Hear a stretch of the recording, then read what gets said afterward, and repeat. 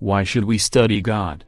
Because God has demanded, "Be still, and know that I am God." Psalms 46:10.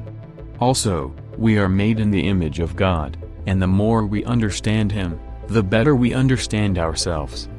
When people have a wrong view of God, it causes a multitude of problems in their daily lives as Christians.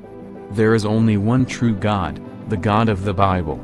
We all have an inner desire to know Him, and by studying about Him in Scripture and nature, we better understand the true God. Can we really know God by studying Him? Zophar, a friend of Job's, asked, "Can you search out the deep things of God?" Job 11:7. The answer is no. God is the Holy Other One, and we cannot know Him by our study. We know what God is like from what He has revealed about Himself in the Scriptures. We can never know everything about God, even as we will spend all eternity learning more about God. But we should learn as much about God on this earth as we can. What is a definition of God that most Christians would accept? Many people think the best definition of God is found in the Westminster Catechism. God is a spirit, infinite, eternal and unchangeable in His being, wisdom, power, holiness, justice, goodness and truth.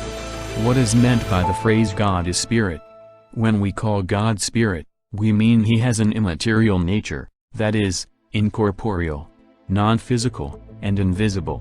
Why is God described as having ears, hands, and feet?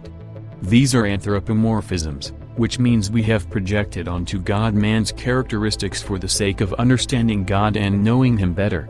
Actually, God does not have ears, hands, feet, etc., but He can perform the functions that are necessary in a human being that are reflected in these physical instruments. This means God hears, can perform things that we do with our hands, and can go places for which we use our feet. Since man is made in the image of God, what does that say about God? Since man is a person, having personality, then God is not just an impersonal being or a force.